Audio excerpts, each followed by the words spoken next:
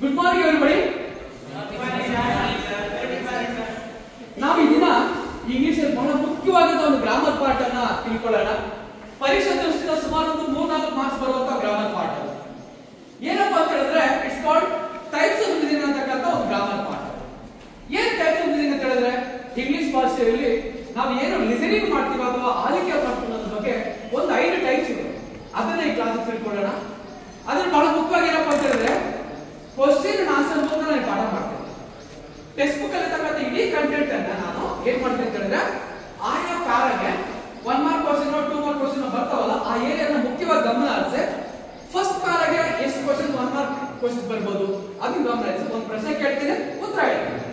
So ಈ ರೀತಿಯಲ್ಲಿ ಪಾಠ ಮಾಡ್ತೇನೆ. ಎಲ್ಲರೂ ಕೇಳಿ ರೆಡಿನಾ? ಓಕೆ. ನಾವು ಫಸ್ಟ್ ಕ್ವಶ್ಚನ್ ಬಗ್ಗೆ ಬರೋದಾದ್ರೆ ಇದು ಪರೀಕ್ಷೆಯಲ್ಲಿ ಬರ್ತಕ್ಕಂಥ ರೀತಿಯಲ್ಲಿ ಪ್ರಶ್ನೆ ಕೇಳಿದ್ದೀನಿ. What are the 5 types of listening ಅಂತ ಪ್ರಶ್ನೆ. ಲಿಸನಿಂಗ್ ಅಲ್ಲಿ 5 ಟೈಪ್ಸ್ ಇದೆ ಮುಖ್ಯವಾಗಿರ್ತಕ್ಕಂಥದ್ದು. First type is called as active listening. ಏನು ಆಕ್ಟಿವ್ ಲಿಸನಿಂಗ್ ಅಂದ್ರೆ full understanding and give feedback.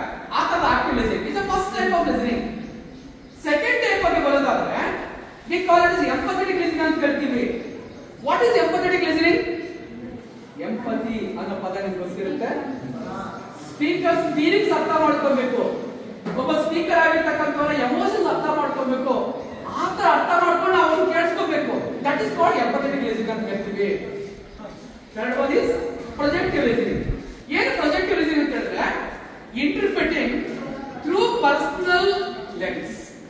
ನಾವು ಹೇಗೆ ಇಂಟರ್ಪ್ರಿಟ್ ಮಾಡ್ತೀವಿ ಅಂತ ಹೇಳಿದ್ರೆ ಪರ್ಸನಲ್ ಲೆನ್ಸ್ ಅಲ್ಲಿ ನಮ್ಮ ವೈಯಕ್ತಿಕ ದೃಷ್ಟಿಯಲ್ಲಿ ಕೇಳಿಸ್ಕೊಳ್ಳೋದು ಪ್ರೊಜೆಕ್ಟಿವ್ ಲಿಸನಿಂಗ್ ಅಂತ ಹೇಳ್ತೀವಿ.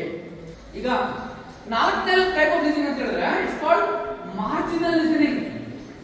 ಏನು ಮಾರ್ಜಿನಲ್ ಲಿಸನಿಂಗ್ ಅಂದ್ರೆ ನಾವು ಒಂದ್ಸರಿ ಯಾರೋ ಭಾಷಣ ಮಾಡ್ತಾ ಇರ್ತಾರೆ, ಕೇಳಿಸ್ಕೊಳ್ತೀವಿ, ಕೇಳಿಸ್ಕೊಂಡು ಒಂದೊಂದು ಚೂರು ಕೇಳಿಸ್ಕೊಳ್ತೀವಿ, ಪೂರ್ತಿ ಕೇಳಿಸ್ಕೊಳ್ಳೋದಿಲ್ಲ. It's called grasping bits of message. We call that one as marginal listening. Fifth one is called as passive listening. Passive listening ಅಂದ್ರೆ ಏನು? Hearing without attention. ನಾವು ಕೇಳಿಸ್ಕೊಳ್ತೀವಿ ಪಾಠನ ಅಥವಾ ಇನ್ನೇನೋ ಭಾಷೆ ಕೇಳಿಸ್ಕೊಳ್ತೀವಿ, ನಾವು ಫ್ರೆಂಡ್ ಯಾರೋ ಮಾತಾಡೋದು ಕೇಳಿಸ್ಕೊಳ್ತೀವಿ, ಆದರೆ ನಾವು ಅಟೆನ್ಷನ್ ಕೊಡೋದು. ಅವ್ ಏನ್ ಹೇಳ್ತಿದ್ರೆ ಪೂರ್ತಿ ಗಮನ ಹರಿಸಲ್ಲ. ಕಿವಿಗಳು ಮಾತ್ರ ಆ ಕಡೆ ಇರ್ತವೆ, ಕಿವಿಯಿಂದ ಒಳಗಡೆ ಬ್ರೈನ್ ಹೋಗೋದೇ ಇಲ್ಲ. That is called as passive listening. ಅರ್ಥ ಆಯ್ತಾ? ಈಗ ಈ ಕ್ವಶನ್ ಅರ್ಥ ಆಗುತ್ತೆ ನಿಮಗೆ? To simplify one second, what are the types of listening ಅಂತ ಹೇಳೋದನ್ನ ನಾವು 5 ಪಾಯಿಂಟ್ಸ್ ಹೇಳಬೇಕು. First one active listening, second one is empathetic listening, third one is projective listening, fourth one marginal listening, fifth one is passive listening. Okay, we shall go to next question. ಏನು next question ಅಂತ ಹೇಳಿದ್ರೆ exam ನಲ್ಲಿ ಬಹಳ ಸಾರಿ ಕೇಳ್ತಕ್ಕಂಥ ಪ್ರಶ್ನೆ ಇದೆ. What is the difference between marginal listening and passive listening? Marginal listening passive listening ಏನು difference ಅಂತಕ್ಕಂಥದ್ದು. Marginal listening ಅಂತ ನಾನು ಹೇಳಿದ್ದೀನಿ, ಪ್ಯಾಸಿವ್ ಲಿಸನಿಂಗ್ ಮಾರ್ಜಿನಲ್ ಬಹಳ ಡಿಫರೆನ್ಸ್ ಇದೆ. ಇಂಗ್ಲಿಷ್ ಹೇಳಬೇಕಂದ್ರೆ passive listening simply means hearing without paying attention. Passive listening is listening without paying attention. ನಾವು attention ಕೊಡೋದಿಲ್ಲ, ಅದಕ್ಕೆ ಹೆಚ್ಚು ಗಮನ ಕೊಡೋದಿಲ್ಲ, but we listen. That is called as passive listening. ಮತ್ತೆ ಇನ್ನೊಂದು ಮಾರ್ಜಿನಲ್ ಲಿಸನಿಂಗ್ ಅಂತ ಇದೆ. ಏನು ಮಾರ್ಜಿನಲ್ ಲಿಸನಿಂಗ್ ಅಂದ್ರೆ listening slightly better involving superficial attention. Passive listening compare ಮಾಡಿಕೊಂಡಾಗ ಸ್ವಲ್ಪ ಇನ್ವಾಲ್ವ್ಮೆಂಟ್ ಆಗ್ತೀವಿ ನಾವು, ಆದ್ರೆ ಒಂದು ಸೂಪರ್ಫಿಷಿಯಲ್ ಅಟೆನ್ಷನ್ ನಮ್ಮಲ್ಲಿ ಇರುತ್ತೆ, ಪೂರ್ಣ ಪ್ರಮಾಣವಾಗಿರ್ತಕ್ಕಂಥ ಗಮನ ಕೊಡೋದಿಲ್ಲ ನಾವು. Where the listener grasps only bits of information, pieces of message. Marginal listening ಅಂದ್ರೆ ಬಿಟ್ಸ್ ಆಫ್ ಮೆಸೇಜ್ ಮಾತ್ರ ರಿಸೀವ್ ಮಾಡ್ತೀವಿ. ಪ್ಯಾಸಿವ್ ಲಿಸನಿಂಗ್ ಅಲ್ಲಿ ಏನು ಹೇಳ್ತೀನಿ? It involves hearing without paying attention. Marginal listening ಏನು? involves superficial attention, grasping bits of message ಅಷ್ಟೇ. So ಮೂರನೇ ಪ್ರಶ್ನೆ ಬರೋಣ. ಈ ಚಾಪ್ಟರ್ ಥರ್ಡ್ ಕ್ವಶ್ಚನ್ ಏನಪ್ಪ ಅಂದ್ರೆ which is the most valuable type of listening and why ಅಂತ ಪ್ರಶ್ನೆ ಕೇಳ್ತಾರೆ. ಪ್ರಶ್ನೆ ಅರ್ಥ ಆಯ್ತೇನೋ? ನಮ್ಮ ಲಿಸನಿಂಗ್ಸ್ ಅಲ್ಲಿ ಎಷ್ಟೋ ವೆರೈಟಿ ಲಿಸನಿಂಗ್ಸ್ ಇದೆ, ಆದ್ರೆ ಬಹಳ ಬೆಲೆ ಬಾಳ್ತಕ್ಕಂಥ ವ್ಯಾಲ್ಯೂಬಲ್ ಆಗಿರ್ತಕ್ಕಂಥ ಲಿಸನಿಂಗ್ ಯಾವುದು, ಯಾಕೆ ಅಂತ ಪ್ರಶ್ನೆ. ಫಸ್ಟ್ ಅದಕ್ಕೆ ಉತ್ತರ ಹೇಳ್ತೀನಿ. ನಿಮ್ ಜೀವನದಲ್ಲಿ ಬಹಳ ಬೇಕಾಗುತ್ತೆ. ನೀವು ಬೆಸ್ಟ್ ಲಿಸನರ್ ಆಗ್ಬೇಕಂತ ಹೇಳಿದ್ರೆ ಈ ಲಿಸನಿಂಗ್ ತಿಳ್ಕೊಳ್ಳೇಬೇಕು. ಯಾವ್ದಪ್ಪ ಅಂತ ಹೇಳಿದ್ರೆ active listening is called as the most valuable type of listening. Active listening is the most valuable type of listening. It involves full understanding. ನಾವು ಪೂರ್ತಿ ಅರ್ಥ ಮಾಡ್ಕೊಳ್ಳಿಕ್ಕಿರ್ತಕ್ಕಂಥ ಒಂದು ಅವಕಾಶ ಅಂತ ಹೇಳಿದ್ರೆ ಆಕ್ಟಿವ್ ಲಿಸನಿಂಗ್ ಮಾಡಿದ್ರೆ ಮಾತ್ರ ಅವಕಾಶ ಇರುತ್ತೆ. ಆದ್ರಿಂದ ನಾವು ಅದನ್ನ ವ್ಯಾಲ್ಯೂಯಬಲ್ ಟೈಪ್ ಆಫ್ ಲಿಸನಿಂಗ್ ಅಂತ ಕರಿತೀವಿ. ಇಲ್ಲಿ ಏನು ಬರುತ್ತೆ ಆಕ್ಟಿವ್ ಲಿಸನಿಂಗ್ ಹೇಳೋದಾದ್ರೆ active listening involves full understanding. It involves full understanding. ನಾವು ಆಕ್ಟಿವ್ ಲಿಸನಿಂಗ್ ಮಾಡಿದಾಗ ಪೂರ್ಣ ಪ್ರಮಾಣದಲ್ಲಿ ಗ್ರಹಿಕೆ ಮಾಡ್ಕೊಳ್ತೀವಿ, ಅರ್ಥ ಮಾಡ್ಕೊಳ್ತೀವಿ, ಜೊತೆಗೆ ವೆರಿಫಿಕೇಶನ್ ಮಾಡ್ಕೊಳ್ತೀವಿ. ಏನ್ ವೆರಿಫಿಕೇಶನ್? ನಮ್ಗೆ ಗೊತ್ತಿರೋ ಮಾಹಿತಿಯನ್ನು ಸ್ವಲ್ಪ ಡೌಟ್ಸ್ ಇರುತ್ತೆ, ಅದನ್ನ ವೆರಿಫೈ ಮಾಡ್ಕೊಳ್ತೀವಿ. ಯಾರೊಬ್ರು ಹೇಳ್ತಿದ್ದಾರೆ ಕೇಳಿಸ್ಕೊಳ್ತೀವಿ, ಅದನ್ನ ಏನ್ ಮಾಡ್ತೀವಿ? ವೆರಿಫೈ ಮಾಡ್ಕೊಳ್ತೀವಿ. And also we seek feedback. ಕೆಲಸ ಫೀಡ್ಬ್ಯಾಕ್ ತಗೊಂತೀವಿ. ಫೀಡ್ಬ್ಯಾಕ್ ಅಂದ್ರೆ ಏನು? ಈಗ ನಾನು ಸ್ಪೀಕರ್, ನೀವು ಲಿಸನರ್ ಅಂದ್ಕೊಂಡ್ರೆ ನೀವು ನನ್ನ ಪ್ರಶ್ನೆ ಕೇಳ್ಬೋದು, ನಾನು ನಿಮ್ಮ ಪ್ರಶ್ನೆ ಕೇಳ್ಬೋದು. ಪ್ರಶ್ನೆ ಕೇಳ್ಕೊಂಡು ಫೀಡ್ಬ್ಯಾಕ್ ತಗೊಂಡು ಕನ್ಫರ್ಮೇಶನ್ ಮಾಡ್ಕೊಳ್ತೀವಿ. ಸೊ ಆಕ್ಟಿವ್ ಲಿಸನಿಂಗ್ ಅಲ್ಲಿ ಇವೆಲ್ಲ ಇದೆ. ಫೀಡ್ಬ್ಯಾಕ್ ತಗೊಳ್ಬಹುದು. And ensuring effective communication. Active listening ಅಂತ ಹೇಳ್ತಾರೆ ಕಂಪ್ಲೀಟ್ ಕಮ್ಯುನಿಕೇಶನ್ ಆಗೋ ಸಾಧ್ಯತೆ ಅಂತ ಹೇಳಿದ್ರೆ ಕಮ್ಯುನಿಕೇಶನ್ ಪರ್ಫೆಕ್ಟ್ ಆಗ್ತಾ ಇದೆ ಅಂತ ಹೇಳಿ ದೃಢಪಡಿಸ್ಕೊಳ್ತೀವಿ, ಎನ್ಶೂರ್ ಮಾಡ್ಕೊಳ್ತೀವಿ. And then we go for evaluation of speaker's message. ಒಬ್ಬ ಆಕ್ಟಿವ್ ಲಿಸನರ್ ಅಂತ ಹೇಳಿದ್ರೆ ಈಗ ನಾನು ನಿಮ್ಗೆ ಪಾಠ ಮಾಡ್ತಾ ಇದ್ದೀನಿ, ನೀವೇನ್ ಮಾಡ್ತಾ ಇದ್ದೀರಿ? ನಾನು ಮಾಡ್ತಿದ್ರೆ ಕರೆಕ್ಟ್ ಆಗಿದೆ ಇಲ್ವೋ ಮಾಹಿತಿ ಅಂದ್ರೆ ಟೆಕ್ಸ್ಟ್ ಬುಕ್ ರೆಫರ್ ಮಾಡ್ಕೊಬಹುದು ಬೇಕಾದ್ರೆ, ಅಥವಾ ಬೇರೆ ಎಲ್ಲ ಓದಿರ್ತೀರಿ ತಿಳ್ಕೊಂಡು ಕ್ಲಾರಿಫೈ ಮಾಡ್ಕೋಬಹುದು. ಒಟ್ಟಾರೆ ಹೇಳ್ಬೇಕಂದ್ರೆ ಸ್ಪೀಕರ್ ನೀವು ಎವಾಲ್ಯೂಯೇಟ್ ಮಾಡ್ತಾ ಇರ್ತೀರಿ, ನಿಮ್ ಜೊತೆ ಮಾತನಾಡ್ತಾ ಇರೋ ವ್ಯಕ್ತಿನ ಮೌಲ್ಯಮಾಪನ ಮಾಡ್ತಾ ಇರ್ತೀರಿ. ಇವೆಲ್ಲ ಪಾಸಿಬಿಲಿಟಿ ಯಾವ್ದ್ರಲ್ಲಿದೆ? Active listening. So active listening includes various kinds of benefits. Active listening ಮಾಡೋದ್ರಿಂದ ನಾವು ಆಕ್ಟಿವ್ ಲಿಸನಿಂಗ್ ವ್ಯಾಲ್ಯೂಯಬಲ್ ಲಿಸನಿಂಗ್ ಕರಿತೀವಿ. ರೀಸನ್ ಏನಪ್ಪಾ ಅಂತ ಹೇಳಿದ್ರೆ ಅದರಲ್ಲಿ ಫಸ್ಟ್ ಅಂಡ್ ಫಾರ್ಮೋಸ್ಟ್ ಬಹಳ ಮುಖ್ಯವಾಗಿರೋದು ಅಂಡರ್ಸ್ಟ್ಯಾಂಡಿಂಗ್ ಆಗುತ್ತೆ. ಅದರಲ್ಲಿ ಆಕ್ಟಿವ್ ಲಿಸನಿಂಗ್ ಅಲ್ಲಿ ಯಾವ ತರ ಅಂಡರ್ಸ್ಟ್ಯಾಂಡಿಂಗ್ ಅಂದ್ರೆ grasping the speaker's message fully.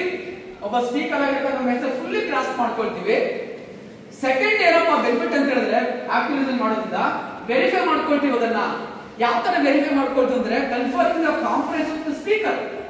ಒಬ್ಬ ಸ್ಪೀಕರ್ ಏನ್ ಮಾತನಾಡ್ತಾರೆ ಅವನು ನಮ್ಮ ಮೆಸೇಜ್ ಅನ್ನು ನಾವು ದೃಢಪಡಿಸ್ಕೊಳ್ತೀವಿ, ಕನ್ಫರ್ಮ್ ಮಾಡಿಸ್ಕೊಳ್ತೀವಿ. ಏನೋ ನಿಮ್ಮ ಫ್ರೆಂಡ್ ಮಾತಾಡ್ತಾರೆ, ಹೌದಾ ಹೀಗೆ ನಾನು ಪ್ರಶ್ನೆ ಕೇಳಿ ದೃಢಪಡಿಸ್ಕೊಳ್ತೀವಿ. ಫೀಡ್ಬ್ಯಾಕ್ ಕೂಡ ತಗೊಳ್ತೀವಿ. ಯಾವ ತರ ಫೀಡ್ಬ್ಯಾಕ್ ತಗೊಳ್ತೀವಿ? ಮೆಸೇಜ್ ಬಗ್ಗೆ ಏನೋ ಡೌಟ್ಸ್ ಬಂದಾಗ ಫೀಡ್ಬ್ಯಾಕ್ ತಗೊಳ್ತೀವಿ. ಆಮೇಲೆ ನೆಕ್ಸ್ಟ್ ಏನಪ್ಪ ಅಂದ್ರೆ ಮೀನಿಂಗ್ ಇಂಟರಾಕ್ಷನ್ಸ್. ನಮ್ಗೆ ಮೀನಿಂಗ್ಫುಲ್ ಆಗತಕ್ಕಂತ ಮಾತುಕತೆ ಮಾಡ್ತೀವಿ, ಇಂಟರಾಕ್ಷನ್ ಕೂಡ ಮಾಡ್ತೀವಿ. ಒಟ್ಟಾರೆ ಪರಿಣಾಮ ಅಂತಂದ್ರೆ ಆಕ್ಟಿವ್ ಲಿಸನಿಂಗ್ ಬಹಳ ಬೆನಿಫಿಷಿಯಲ್ ಲಿಸನಿಂಗ್ ಅದು. ಸೊ ನೀವೆಲ್ಲ ಕೂಡ ಆಕ್ಟಿವ್ ಲಿಸನಿಂಗ್ ಮಾಡಿದ್ರೆ ವಿದ್ಯಾರ್ಥಿಗಳ ಪರೀಕ್ಷೆಗಳಲ್ಲಿ ಉತ್ತಮವಾದ ಮಾರ್ಕ್ಸ್ ಸ್ಕೋರ್ ಮಾಡಲಿಕ್ಕೆ ಅವಕಾಶ ಆಗುತ್ತೆ. ನಿಮ್ಮ ಟೀಚರ್ಸ್ ಪಾಠ ಮಾಡ್ತಿರ್ತಾರೆ, ನಿಮ್ಮ ಫ್ರೆಂಡ್ ಏನೋ ನಿಮ್ಗೆ ಮೆಸೇಜ್ ಟಾಪಿಕ್ ಬಗ್ಗೆ ಹೇಳ್ತಾ ಇರ್ತಾರೆ, ಅಥವಾ ನಿಮ್ಮ ನಿಜ ಜೀವನದಲ್ಲಿ ಏನೋ ಒಂದು ಪರಿಣಾಮಕಾರಿ ಸಂವಹನ ಆಗ್ಬೇಕಂತ ಹೇಳಿದ್ರೆ ಆಕ್ಟಿವ್ ಲಿಸನಿಂಗ್ ಮಾಡಲೇಬೇಕು. ಎಲ್ಲರೂ ಆಕ್ಟಿವ್ ಲಿಸನಿಂಗ್ ಮಾಡ್ತೀರಾ? ಇದು ಪರೀಕ್ಷೆ ದೃಷ್ಟಿಯಿಂದ ಅಷ್ಟೇ ಅಲ್ಲ, ರಿಯಲ್ ಲೈಫ್ ಕೂಡ ಪರಿಗಣಿಸೋದಿಲ್ಲ. ನೆಕ್ಸ್ಟ್ ಪ್ರಶ್ನೆ ಬರೋಣ.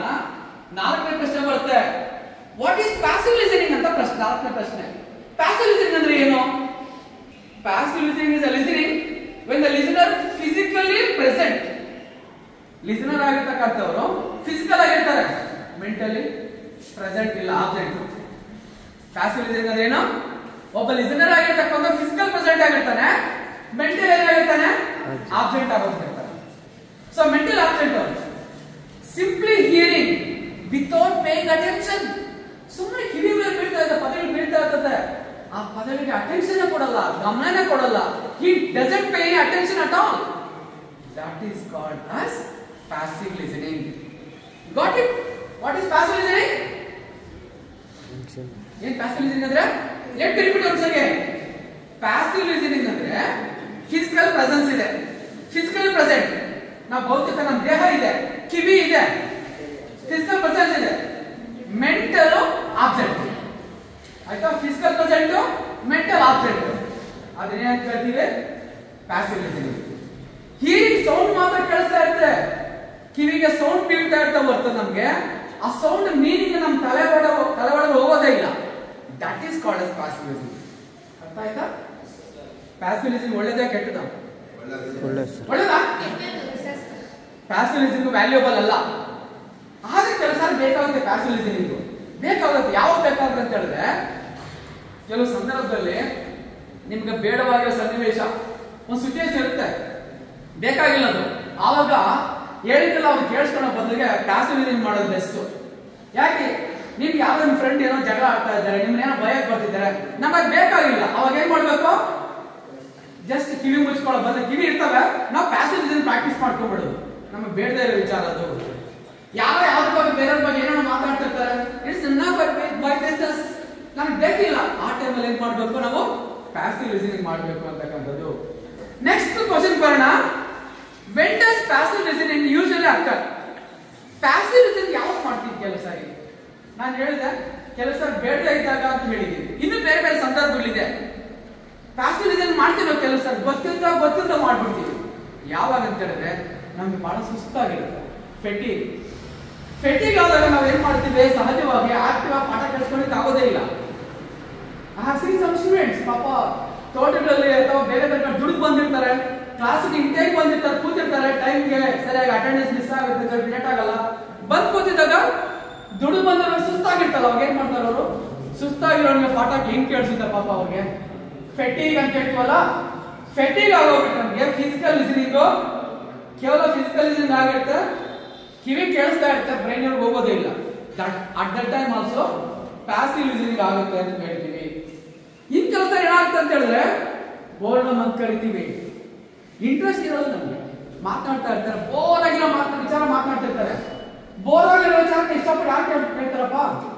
ಯಾರ ಕೇಳ್ತೀನಿ ಅಂದ್ರೆ ಇಂಟ್ರೆಸ್ಟ್ ಆಗಿರ್ಬೇಕು. ಇಂಟ್ರೆಸ್ಟ್ ಆಗಿರೋ ವಿಚಾರ ನಾವು ಆಕ್ಟಿವ್ ಲಿಸನಿಂಗ್ ಮಾಡ್ಬಿಡ್ತೀವಿ. ಯಾವ್ದು ಇಂಟ್ರೆಸ್ಟ್ ಇರೋದೆಲ್ಲ ಏನ್ ಮಾಡ್ತೀವಿ ನಾವು? ಪ್ಯಾಸಿವ್ ಲಿಸನಿಂಗ್ ಮಾಡ್ತೀವಿ. ಆದ್ರಿಂದ boredom is also one of the thing it causes passive listening ಅಂತ ಕರಿತೀವಿ. ಇನ್ನೊಂದು ಪಾಯಿಂಟ್ ಇದೆ, ನಾವು ಸಾಮಾನ್ಯವಾಗಿ ಏನ್ ಮಾಡ್ತಾರೆ ಪ್ಯಾಸಿವ್ ಲಿಸನಿಂಗ್ ಮಾಡ್ಲಿಕ್ಕೆ? ನಮ್ಮಲ್ಲಿ ಸ್ಟ್ರಾಂಗ್ ಎಮೋಷನ್ಸ್ ಇದೆ. ಸ್ಟ್ರಾಂಗ್ ಎಮೋಷನ್ಸ್ ಏನ್ ಮಾಡ್ತವೆ ಅಂತ ಹೇಳಿದ್ರೆ ನಮ್ಗೆ ನಮ್ಮ ಕಾನ್ಸಂಟ್ರೇಷನ್ ಡೈವರ್ಟ್ ಮಾಡ್ಬಿಡ್ತವೆ, ಡಿಸ್ಟ್ರಾಕ್ಟ್ ಮಾಡ್ಬಿಡ್ತವೆ. ಆವಾಗೋಸ್ಕರ ನಾವು ಪ್ಯಾಸಿವ್ ಲಿಸನಿಂಗ್ ಮಾಡ್ಬಿಡ್ತೀವಿ ಅಂತ. ಇಂಗ್ಲಿಷ್ ಅಲ್ಲಿ ಹೇಳ್ಬೇಕಂದ್ರೆ passive listening occurs usually due to fatigue, boredom, or strong emotions.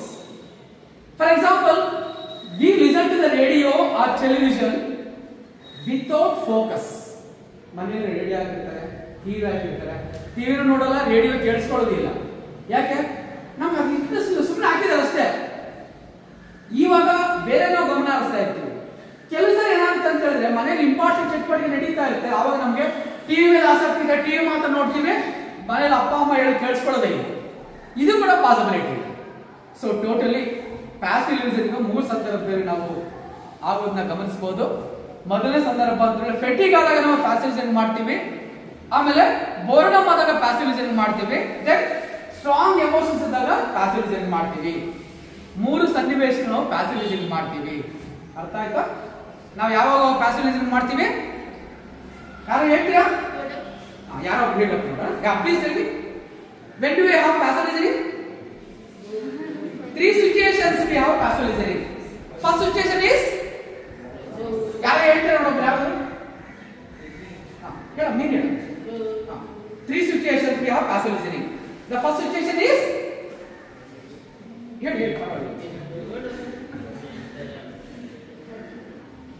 ಸ್ವಲ್ಪ loudly please. Loudly. First one is fatigue. Someone ಬೇರೆ ಯಾರು ಹೇಳ್ತೀರಾ? ನಾನು ಹೇಳಿದ್ರೆ ರಿಪೀಟ್ ಮಾಡಿ. Passive listening occurs when we have ಫೆಟಿಗ್. ಫೆಟಿಗ್ ಅಂದ್ರೆ ಸುಸ್ತಾಗಿರೋದು, ದಂಡಿರೋದು. ಸುಸ್ತಾಗಿದ್ದಾಗ ನಮ್ಗೆ ಆಕ್ಟಿವ್ ಪಾಠ ಕೇಳಿಸ್ಕೊಳ್ಳಿಕ್ಕೆ ಆಗೋದಿಲ್ಲ. ಸೊ ಪ್ಯಾಸಿವ್ ಲಿಸನಿಂಗ್ ಯಾವಾಗ ಆಗುತ್ತೆ ಅಂತ ಹೇಳಿದ್ರೆ ಫೆಟಿಗ್ ಇದ್ದಾಗ. ಸೆಕೆಂಡ್ ಪಾಯಿಂಟ್, ಪ್ಯಾಸಿವ್ ಲಿಸನಿಂಗ್ ಯಾವಾಗ ಆಗುತ್ತೆ ಅಂತ ಹೇಳಿದ್ರೆ ಬೋರ್ಡಮ್. ಬೋರ್ಡಮ್ ಅಂದ್ರೆ ಏನು? ಬೋರ್ ಆಗೋದು ಅಂದ್ಕೊಳ್ಬೇಕಾದ್ರೆ ಸಿಂಪಲ್ ಆಗಿ ಇಂಟ್ರೆಸ್ಟ್ ಕಡಿಮೆ ಇರುತ್ತೆ ನಮ್ಗೆ ಅವಾಗ. So passive listening occurs when we have boredom. Third point, ಯಾವಾಗ ಆಗುತ್ತೆ ಅಂತ ಹೇಳಿದ್ರೆ ಸ್ಟ್ರಾಂಗ್ ಫೀಲಿಂಗ್ಸ್ ಇರ್ತದೆ ನಮ್ಗೆ. ಆ ಸ್ಟ್ರಾಂಗ್ ಫೀಲಿಂಗ್ಸ್ ಏನಾಗುತ್ತೆ? ಅಟೆನ್ಷನ್ ಡೈವರ್ಟ್ ಮಾಡ್ಬಿಡುತ್ತೆ. ನಮ್ಗೆ ಈ ಪಾಠಕ್ಕಿಂತ ಹೆಚ್ಚಾಗಿ ಬೇರೆ ಏನೋ ಮನಸ್ಸಿಗೆ ಏನೋ ಆಗ್ತಾ ಇದೆ, ನಮ್ಮ ಫೀಲಿಂಗ್ಸ್ ಏನೋ ಆಗ್ತಾ ಇದೆ ಅಂತ ಹೇಳಿದ್ರೆ ನೀವು ಪಾಠ ಕೇಳಿಸ್ಕೊಳ್ಲಿಕ್ಕೆ ಆಗಲ್ಲ. ಇವೆಲ್ಲ ಕೂಡ ಪ್ಯಾಸಿವ್ ಲಿಸನಿಂಗ್ ಗೆ ಕಾರಣವಾಗಿರ್ತಕ್ಕಂಥ ಮೂರು ಅಂಶಗಳು. ಆಯ್ತಾ? ನೆಕ್ಸ್ಟ್ ಕ್ವಶನ್ ಬರೋಣ. ಆರನೇ ಪ್ರಶ್ನೆ, ವಾಟ್ ಈಸ್ ಪ್ರೊಜೆಕ್ಟಿವ್ ಲಿಸನಿಂಗ್ ಅಂತ ಆರನೇ ಪ್ರಶ್ನೆ ಬರ್ತದೆ. ಪ್ರೊಜೆಕ್ಟಿವ್ ಲಿಸನಿಂಗ್ ಅಂದ್ರೆ ಏನು ಅಂತಕ್ಕಂಥದ್ದು. So projective listening is when the listener interprets the speaker's message in his or her own personal frame of reference. which can cause misunderstanding. Projective listening ಅಂದ್ರೆ ಸಿಂಪಲ್ ಆಗಿ ಹೇಳ್ಬೇಕಂದ್ರೆ ಒಬ್ಬ ಲಿಸನರ್ ಆಗಿರ್ತಕ್ಕಂಥವನು ಅವನು ಮೆಸೇಜ್ ಅನ್ನ ತನ್ನ ರೀತಿಯಲ್ಲಿ ಹೇಗೋ ಅರ್ಥ ಮಾಡ್ಕೊಳ್ತಾನೆ, ತನಗೆ ಹೇಗೆ ಬೇಕೋ ಅರ್ಥ ಮಾಡ್ಕೊಳ್ತಾನೆ. ಪ್ರಾಜೆಕ್ಟಿವ್ ಲಿಸನಿಂಗ್ ಸ್ಪೀಕರ್ ಹೇಳ್ತಾ ಇರೋದನ್ನ ಅರ್ಥ ಮಾಡ್ಕೊಳ್ಳೋದಿಲ್ಲ, ನಾನು ಪಾಠ ಮಾಡ್ತಾ ನನ್ನ ಹೇಗೆ ವಿಚಾರ ಇದೆ ಅದನ್ನ ಅರ್ಥ ಮಾಡ್ಕೊಳ್ಳಲ್ಲ, ಅವನಿಗೆ ಹೇಗೆ ಬೇಕೋ ಅದು ಅರ್ಥ ಮಾಡ್ಕೊಳ್ತಾನೆ. So projective listening is a listening where the listener processes the message through his own lens, not the lens of the speaker. Speaker ನ ದೃಷ್ಟಿಯಲ್ಲಿ ಅರ್ಥ ಮಾಡ್ಕೊಳ್ಳೋದಿಲ್ಲ, ಲಿಸನರ್ ತನಗೆ ಹೇಗೆ ಬೇಕಾಗ ಅರ್ಥ ಮಾಡ್ಕೊಳ್ಳೋದು. That is called as projective listening ಅಂತ. ಇಲ್ಲಿ ಏನಾಗುತ್ತೆ ಅಂತ ಹೇಳಿದ್ರೆ personal frame of reference is playing important role. Personal frame ಅಂದ್ರೆ ಏನು, ವೈಯಕ್ತಿಕವಾಗಿ ಏನೋ ದೃಷ್ಟಿಕೋನ ಇದೆ ಆ ರೀತಿ ಅರ್ಥ ಮಾಡ್ಕೊಳ್ತಾನೆ. The listener's background, the experience influence understanding.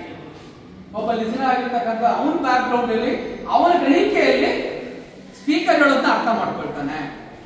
So potential misunderstanding ಸಾಧ್ಯತೆ ಇದೆ. ಪ್ರಾಜೆಕ್ಟಿವ್ ಲಿಸನಿಂಗ್ ಏನಾಗುತ್ತೆ ಅಂತ ಹೇಳಿದ್ರೆ ಅವನಿಗೆ ಹೆಂಗ್ ಬೇಕು ಅರ್ಥ ಮಾಡ್ಕೊಂತ ಅಂತ ಹೇಳಿದ್ರೆ ನನ್ನ ಮೆಸೇಜ್ ಟೀಚರ್ ಹೇಳೋ ಪಾಯಿಂಟ್ಸ್ ಅವ್ನು ಕ್ಯಾಚ್ ಮಾಡಲ್ಲ, ಇದು ಅಪಾಯ ಅಂತ. So once again projective listening is a listening when the listener interprets the speaker's message in his own lens. When the listener interprets the message in his own lens, ತನ್ನದೇ ದೃಷ್ಟಿಯಲ್ಲಿ message ಅನ್ನು ಹೇಳ್ತಾ ಹೋಗ್ತಾನೆ, which can cause misunderstanding. ಇದರಿಂದ ಪರಿಣಾಮ ಏನಪ್ಪಾ ಅಂತಂದ್ರೆ misunderstanding ಆಗುತ್ತೆ. ನಾನು ಹೇಳಿದ್ದೊಂದು ಅವನ ಅರ್ಥ ಮಾಡ್ಕೊಂಡಿದ್ದು, ನಾನು ಹೇಳಿದ್ರೆ ಅವನ ಅರ್ಥ ಮಾಡ್ಕೊಂಡಿದ್ದು ಈ ತರ ಆದಾಗ ಸಾಮಾನ್ಯವಾಗಿ ಪ್ರಾಜೆಕ್ಟಿವ್ ಲಿಸನಿಂಗ್ ಮಿಸ್ಅಂಡರ್ಸ್ಟ್ಯಾಂಡಿಂಗ್ ಜಾಸ್ತಿ ಆಗುತ್ತೆ. ಇನ್ನು 7ನೇ ಪ್ರಶ್ನೆ, what is sensitive or empathetic listening? Sensitive ಆಗಿರ್ತಕ್ಕಂಥ ಲಿಸನಿಂಗ್ ಇರಬೇಕು ನಮಗೆ, ಎಂಪಥೆಟಿಕ್ ಲಿಸನಿಂಗ್ ಅಂದ್ರೆ ಏನು ಅಂತ ಪ್ರಶ್ನೆ. ಇಲ್ಲಿ ನೋಡಿ, sensitive listening or empathetic listening is when the listener puts himself or herself in the speaker's position. ಒಬ್ಬ ಸ್ಪೀಕರ್ ನ ಜಾಗದಲ್ಲಿ, ಸ್ಪೀಕರ್ ನ ಸ್ಥಾನದಲ್ಲಿ ನಿಂತು ಅರ್ಥ ಮಾಡ್ಕೊಳ್ತೀವಲ್ಲ, ದಟ್ ಈಸ್ ಎಂಪಥೆಟಿಕ್ ಲಿಸನಿಂಗ್. ಹೇಳುವಂತ ಜಾಗದಲ್ಲಿ ನಾವು ಕೂತು ಯೋಚನೆ ಮಾಡಬೇಕು, ನಾವು ಯೋಚನೆ ಮಾಡೋದಲ್ಲ. ಪ್ರಾಜೆಕ್ಟಿವ್ ಲಿಸನಿಂಗ್ ಅಂದ್ರೆ ಏನು, ಸ್ಪೀಕರ್ ಹೇಳ್ತಿರ್ತಾರೆ ನಿಮ್ಗೆ ಅರ್ಥ ಮಾಡ್ಕೊಂಡ್ರೆ ಪ್ರಾಜೆಕ್ಟಿವ್ ಲಿಸನಿಂಗ್. ಎಂಪಥೆಟಿಕ್ ಲಿಸನಿಂಗ್ ಅಂದ್ರೆ ಏನು, ನಾವು ಸ್ಪೀಕರ್ ಆಗಿದ್ದೀವಿ ಏನೋ ಹೇಳ್ತಾ ಇದ್ದಾರಲ್ಲ ನಾನು ಅವನೇ ಅಂತ ಅರ್ಥ ಮಾಡ್ಕೊಂಡ್ರೆ ದಟ್ ಈಸ್ ಎಂಪಥೆಟಿಕ್ ಲಿಸನಿಂಗ್. ಇದು ಸಾಮಾನ್ಯವಾಗಿ ಈ ತರ ಎಂಪಥೆಟಿಕ್ ಲಿಸನ್ ಮಾಡೋದ್ರ ಮೂಲಕ we are going to understand the speaker's viewpoint and feelings. ಕೇಳಿಸ್ಕೊಳ್ಳೋಂಥವ್ರು ನೀವು ಕೂಡ ನಾನು ಮೇಷ್ಟನಪ್ಪ ಅಂತ ಯೋಚನೆ ಮಾಡಿದ್ರೆ ನಿಮ್ಮ ಟೀಚರ್ಸ್ ಪಾಯಿಂಟ್ ಆಫ್ ವ್ಯೂ ನಿಮ್ಗೆ ಬಹಳ ಈಸಿಯಾಗಿ ಅರ್ಥ ಆಗುತ್ತೆ. ಟೀಚರ್ಸ್ ಫೀಲಿಂಗ್ಸ್ ಏನು ಹೇಳ್ತಿದ್ದಾರೆ ಪಾಯಿಂಟ್ ಒಂದು ಟೆಕ್ಸ್ಟ್ ಬುಕ್ ರಿಲೇಟೆಡ್ ಅದು ಈಸಿಯಾಗಿ ಫೀಲಿಂಗ್ಸ್ ಅರ್ಥ ಆಗುತ್ತೆ ಅಂತ ಅರ್ಥ. ಸೊ ಎಂಪಥೆಟಿಕ್ ಲಿಸನಿಂಗ್ ನಮ್ಮ ಲೈಫಲ್ಲಿ ಇದ್ರೆ ಬಹಳ ಅನುಕೂಲ. ನಾನು ಇಷ್ಟಪಡೋದು ಅಂತ ಹೇಳಿದ್ರೆ ಫಸ್ಟ್ ಆಕ್ಟಿವ್ ಲಿಸನಿಂಗ್ ಇಷ್ಟಪಡ್ತೀನಿ, ಮೋಸ್ಟ್ ವ್ಯಾಲ್ಯೂಬಲ್. ಸೆಕೆಂಡ್ ನಾನು ಇಷ್ಟಪಡೋದು ಯಾವ್ದಪ್ಪ ಅಂತ ಲಿಸನಿಂಗ್ ಟೈಪಲ್ಲಿ ಅಂತ ಹೇಳಿದ್ರೆ ಎಂಪಥೆಟಿಕ್ ಲಿಸನಿಂಗ್ ಇಷ್ಟಪಡ್ತೀನಿ. ಎಂಪಥೆಟಿಕ್ ಲಿಸನಿಂಗ್ ಯಾಕೆ ಬೇಕು ಅಂತ ಹೇಳಿದ್ರೆ ನೋಡಿ, ಈಗಾಗಲೇ ಹೇಳಿದ್ದೀನಿ, empathetic listening understanding and sharing feelings. Actually empathetic listening ಅಂದ್ರೆ ಅಂಡರ್ಸ್ಟ್ಯಾಂಡಿಂಗ್ ಅಂಡ್ ಶೇರಿಂಗ್ ಫೀಲಿಂಗ್ಸ್ ಅಂತ. ಇದೇನಪ್ಪ ಅಂಡರ್ಸ್ಟ್ಯಾಂಡ್ ಮಾಡ್ಕೊಳ್ತೀವಿ ಅಂದ್ರೆ ಗ್ರಾಸ್ಪರ್ನ ವ್ಯೂ ಪಾಯಿಂಟ್ ಅನ್ನು ಅರ್ಥ ಮಾಡ್ಕೊಳ್ಳಿಕ್ಕೆ ಈಸಿಯಾಗಿ ಸಾಧ್ಯವಾಗುತ್ತೆ. ಜೊತೆಗೆ ಒಬ್ಬ ಪರ್ಸ್ಪೆಕ್ಟಿವ್ ಟಾಕಿಂಗ್ ಬಗ್ಗೆ ಬಹಳ ಅನುಕೂಲ ಆಗುತ್ತೆ. ಇದು ಲಿಸನರ್ ಆಗಿರ್ತಕ್ಕಂಥವನು ಎಂಪಥೆಟಿಕ್ ಲಿಸನಿಂಗ್ ಮಾಡಿದ್ರೆ ಒಬ್ಬ ಸ್ಪೀಕರ್ ಇದ್ದೀರಲ್ಲ ಅವ್ನ ಜಾಗದಲ್ಲಿ ಕೂತು ಯೋಚನೆ ಮಾಡಿದಾಗ ನಮ್ಗೆ ಬಹಳ ಈಸಿಯಾಗಿ ಅರ್ಥ ಆಗುತ್ತೆ. It is A kind of placing oneself in the speaker's shoes. Understanding the speaker's viewpoint will be very easier. So in total, empathetic or sensitive listening is when the listener puts himself or herself in the position of the speaker and he tries to understand the speaker's point of view or feelings. Now let's move forward to the 8th question. In which profession empathetic listening is commonly used? Empathetic listening ಕನ್ನಡದಲ್ಲಿ ಸಹಾನುಭೂತಿಯಿಂದ ಕೇಳಿಸ್ಕೊಳ್ಳೋದು ಅಂತ ಹೇಳ್ತೀವಲ್ಲ, ಅದು ಸಾಮಾನ್ಯವಾಗಿ ಈ ತರ ಕೇಳಿಸ್ಕೊಳ್ಳುವಂತ ಕೆಲಸವನ್ನ ಯಾವ ಯಾವ ಉದ್ಯೋಗಗಳು ಮಾಡ್ತಕ್ಕಂಥವ್ರು ಬಳಸ್ತಾರೆ. ಇದನ್ನ ಡಾಕ್ಟರ್ಸ್ ಬಳಸ್ತಾರೆ, ಆಮೇಲೆ ಕೌನ್ಸಿಲಿಂಗ್ ಮಾಡ್ತಾರೆ ಹಾಸ್ಪಿಟಲ್ಸ್ ಅವ್ರು ಬಳಸ್ತಾರೆ. ಕೌನ್ಸಿಲಿಂಗ್ ಮಾಡೋದ್ರಿಂದ ಏನು, ಕೌನ್ಸಿಲಿಂಗ್ ಮಾಡೋದು ಅಂತ ಹೇಳಿದ್ರೆ ಒಂದು ಆಸ್ಪತ್ರೆಯಲ್ಲಿ ಒಬ್ಬ ಪೇಷಂಟ್ ಇಂದ ಕಾಯಿಲೆ ಇದೆ, ಡಾಕ್ಟರ್ ಹೇಳೋಷ್ಟು ಹೇಳ್ತಾರೆ. ಡಾಕ್ಟರ್ ಏನ್ ಮಾಡ್ತಾರೆ ಅಂತ ಹೇಳಿದ್ರೆ ನನಗಿಂತ ಬೆಟರ್ ಒಬ್ಬ ಕೌನ್ಸಿಲರ್ಸ್ ಅಂತ ಇರ್ತಾರೆ, ಅವ್ರ ಹತ್ರ ಕಳ್ಸ್ತಾರೆ. ಅವ್ರು ಏನ್ ಮಾಡ್ತಾರೆ, ನಿಮ್ಮ ಸಮಸ್ಯೆಗಳನ್ನ ಪೂರ್ತಿ ಕೇಳಿಸ್ಕೊಳ್ತಾರೆ. ಅವ್ರು ಕೇಳಿಸ್ಕೊಳ್ತಿರ್ಬೇಕಾದ್ರೆ ಬಹುಶಃ ಅವರು ನಿಮ್ಮ ತರ ಪೇಷಂಟ್ ಅನ್ನೋ ರೀತಿಯಲ್ಲಿ ಕೇಳಿಸ್ಕೊಳ್ತಾರೆ. ಆ ಕೌನ್ಸಿಲಿಂಗ್ ಮಾಡಬೇಕಾದಂತವ್ರು they utilise empathy or empathetic listening of the client understanding. ಒಬ್ಬ ಕ್ಲೈಂಟ್ ಅಂಡರ್ಸ್ಟ್ಯಾಂಡ್ ಮಾಡ್ಕೊಳ್ಳಿಕ್ಕೆ ಸಾಧ್ಯವಾಗುತ್ತೆ. ಸಿಂಪಲ್ ಆಗಿ ಹೇಳ್ಬೇಕಂದ್ರೆ empathetic listening is often used by counsellors and psychologist to build healthy human relationships. ಯಾರು ಯೂಸ್ ಮಾಡ್ತಾರೆ ಎಂಪಥೆಟಿಕ್ ಲಿಸನಿಂಗ್ ಅಂತ ಹೇಳಿದ್ರೆ it's often used by counsellors, ಆಪ್ತ ಸಮಾಲೋಚಕರು. ಕನ್ನಡದಲ್ಲಿ ಕೌನ್ಸಿಲರ್ಸ್ ಅಂದ್ರೆ ಆಪ್ತ ಸಮಾಲೋಚಕರು ಅಂತ ಕರಿತೀವಿ ನಾವು. ಕೌನ್ಸಿಲರ್ಸ್ ಯೂಸ್ ಮಾಡ್ತಾರೆ, ಸೈಕಾಲಜಿಸ್ಟ್ ಮನೋಶಾಸ್ತ್ರಜ್ಞರು ಯೂಸ್ ಮಾಡ್ತಾರೆ. ಏನ್ ಯೂಸ್ ಮಾಡ್ತಾರೆ ಅಂತ ಹೇಳಿದ್ರೆ to build healthy human relations, ಆರೋಗ್ಯಪೂರ್ಣವಾಗಿರ್ತಕ್ಕಂಥ ಮಾನವ ಸಂಬಂಧ ಬೆಳೆಸ್ಕೊಳ್ಳಲಿಕ್ಕೆ ಅವ್ರು ಯೂಸ್ ಮಾಡ್ತಾರೆ ಇದನ್ನ ಅಂತ. ನೆಕ್ಸ್ಟ್ 9ನೇ ಪ್ರಶ್ನೆ ಬರೋಣ. What is the disadvantage of sensitive listening? Sensitive listening ಅಂತ ಒಂದಿದೆ. ಈ ಸೆನ್ಸಿಟಿವ್ ಲಿಸನಿಂಗ್ ಇಂದ ಅಥವಾ ಏನ್ ನಾವೇನ್ ಕೇಳ್ತೀವಿ, ಡಾಕ್ಟರ್ಸ್ ಇದಾರಲ್ಲ ಅವ್ರು ಕೇಳಿಸ್ಕೊಳ್ಳೋ ಎಂಪಥೆಟಿಕ್ ಲಿಸನಿಂಗ್ ಕರಿತೀವಲ್ಲ, ಎಂಪಥೆಟಿಕ್ ಲಿಸನಿಂಗ್ ಸೆನ್ಸಿಟಿವ್ ಲಿಸನಿಂಗ್ ಇಂದ ಒಂದ್ ಸಣ್ಣ ಅಪಾಯನೂ ಕೂಡ ಇದೆ. ಏನ್ ಏನಿರುತ್ತೆ ಕಾದಿದೆ, ಅದರಿಂದ ಡಿಸ್ಅಡ್ವಾಂಟೇಜ್ ಏನು ಕಾದಿದೆ ಅದನ್ನ ಅರ್ಥ ಮಾಡ್ಕೊಳ್ಳೋಣ. The disadvantage is that it can lead to one-sided sympathetic stand. ಒಟ್ಟಾರೆ ಹೇಳ್ಬೇಕಾದ್ರೆ ಒಂದ್ 4 ಡಿಸ್ಅಡ್ವಾಂಟೇಜ್ ಅನ್ನು ಗಮನಿಸ್ತಾ ಇರ್ತೀನಿ, ಅದರಿಂದ ಆಗ್ತಕ್ಕಂಥವು ಒನ್ ಬೈ ಒನ್. ಫಸ್ಟ್ ಏನಪ್ಪಾ ಅಂದ್ರೆ ಎಂಪಥೆಟಿಕ್ ಲಿಸನಿಂಗ್ ಆಗೋ ಅಪಾಯದಲ್ಲಿ ಡಿಸ್ಅಡ್ವಾಂಟೇಜ್ ಅಲ್ಲಿ ಒಂದು ಮಿಸ್ ಇಂಟರ್ಪ್ರಿಟೇಷನ್ ಆಗುತ್ತೆ ಕೆಲವು ಸಾರಿ. ಮಿಸ್ ಇಂಟರ್ಪ್ರಿಟೇಷನ್ ಅಂದ್ರೆ ಏನು? The central issue of the misplaced empathy. Empathy ಅಂತಕ್ಕಂಥದ್ದು ಮಿಸ್ಪ್ಲೇಸ್ ಆಗುತ್ತೆ ಕೆಲವು ಸಾರಿ, ಮಿಸ್ ಇಂಟರ್ಪ್ರಿಟೇಷನ್ ಸಾಧ್ಯತೆ ಇರುತ್ತೆ. ಇನ್ನೊಂದು ಮಿಸ್ಪ್ಲೇಸ್ ಎಂಪಥಿ ಕೂಡ ಆಗುತ್ತೆ ಕೆಲವು ಸಾರಿ. ನಾವು ಯಾರಿಗೆ ಕನಿಕರ ತೋರಿಸಬೇಕು ಆ ಕನಿಕರ ನಿಜವಾದ ತೋರಿಸ್ಬಿಟ್ಟು ಬೇರೆ ತೋರಿಸೋದಾಗುತ್ತೆ. The cause of bias misunderstanding ಸಾಧ್ಯತೆ ಇದೆ. ಥರ್ಡ್ ಪಾಯಿಂಟ್ ಏನಂತ ಅಂದ್ರೆ ಒನ್ ಸೈಡೆಡ್ ಸಿಂಪಥಿ ಸ್ಟ್ಯಾಂಡ್. ನಾವು ಈ ಸೆನ್ಸಿಟಿವ್ ಲಿಸನಿಂಗ್ ಮಾಡೋದ್ರಿಂದ ಒಂದ್ ಸೈಡ್ ಮಾತ್ರ ಇಟ್ಕೊಂಡಿದ್ದೀವಿ ಹೊರತು ಇನ್ನೊಂದ್ ಸೈಡ್ ತಿಳ್ಕೊಳ್ಲಿಕ್ಕೆ ಆಗೋದಿಲ್ಲ. ಆದ್ರಿಂದ ಒನ್ ಸೈಡೆಡ್ ಇನ್ಫಾರ್ಮೇಷನ್ ತಗೊಂಡ್ರೆ ಇನಿಷಿಯಲ್ ರಿಯಾಕ್ಷನ್ ಮೇಲೆ ಲೀಡ್ ಟು ಬಯಾಸ್. ನಾವು ಫಸ್ಟ್ ಅವರ ಅಭಿಪ್ರಾಯ ಕೇಳಿದ್ದೀವಿ, ನೆಕ್ಸ್ಟ್ ಅವರು ಕೇಳ್ತೀವಿ. ಆದ್ರೆ ಒಂದು ಕೇಳ್ಬಿಟ್ಟು ಆಲ್ರೆಡಿ ನಾನು ತಲೆ ತುಂಬ್ಕೊಂಡು ನೆಗೆಟಿವ್ ಆಟಿಟ್ಯೂಡ್ ತುಂಬ್ಕೊಂಡ್ಮೇಲೆ ಇನ್ನೊಬ್ರು ಬರ್ತಾರಲ್ಲ ಅವ್ರು ಹೇಳಿದಾಗ ನಾವು ಅವ್ರ ಬಗ್ಗೆ ಆಲ್ರೆಡಿ ತಪ್ಪ ಅರ್ಥ ಮಾಡ್ಕೊಂಡ್ರೆ ಒಳ್ಳೆಗಳು ನಮ್ಗೆ ಸರಿಯಾಗಿ ಕೇಳಿಸ್ತಾ ಹೋಗ್ಬಹುದು. ಆದ್ರಿಂದ ಇದು ಸೆನ್ಸಿಟಿವ್ ಲಿಸನಿಂಗ್ ಅಪಾಯ. ಇನ್ನು 4ನೇ ಅಂತ ಹೇಳಿದ್ರೆ 4ನೇ ಸೆನ್ಸಿಟಿವ್ ಲಿಸನಿಂಗ್ ಅಂತ ಹೇಳಿದ್ರೆ listening style at the core, ಬಹಳ ಡೀಪ್ ಆಗಿ ತಿಳ್ಕೊಬೇಕಾಗಿ ಬರುತ್ತೆ. ಸೊ ಇವೆಲ್ಲ ಕೂಡ ಸೆನ್ಸಿಟಿವ್ ಲಿಸನಿಂಗ್ ಅಪಾಯಗಳಲ್ಲಿ ಕೇಳಿದೆ.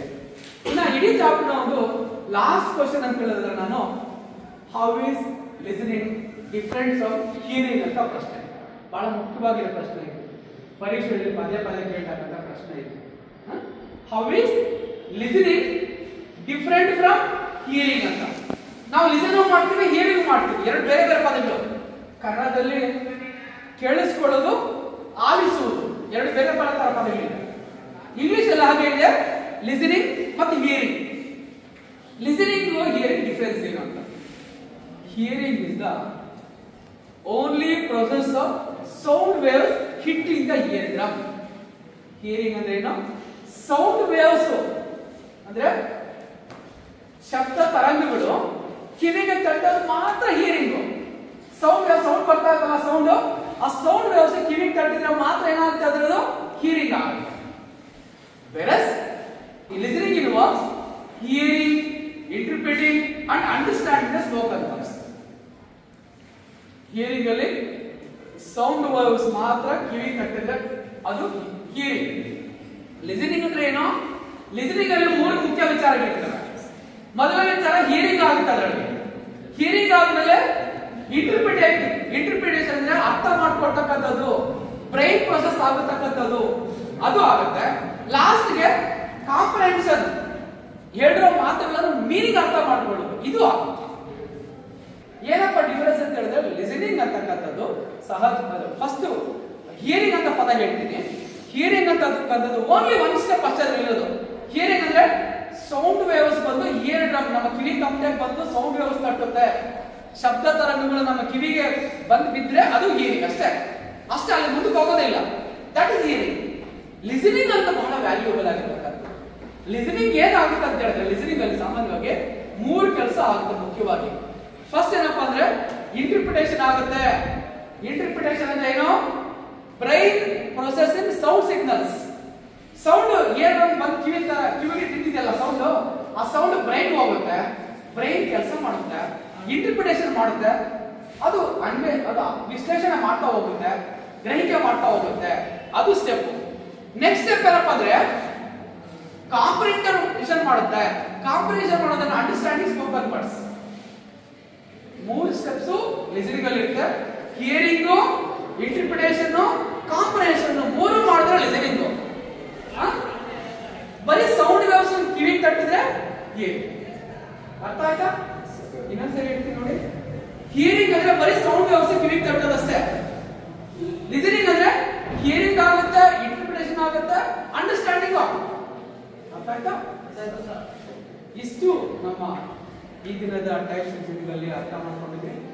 ಇದ್ರ ಬಗ್ಗೆ ಸಂಬಂಧಪಟ್ಟ ಡೌಟ್ಸ್ ಇದ್ರೆ ಕೇಳಿ. ಏನಾದ್ರು ಡೌಟ್ಸ್ ಇದ್ರೆ ಅದನ್ನ ನಾವು ಅರ್ಥ ಮಾಡ್ಕೊಳ್ಳೋಣ.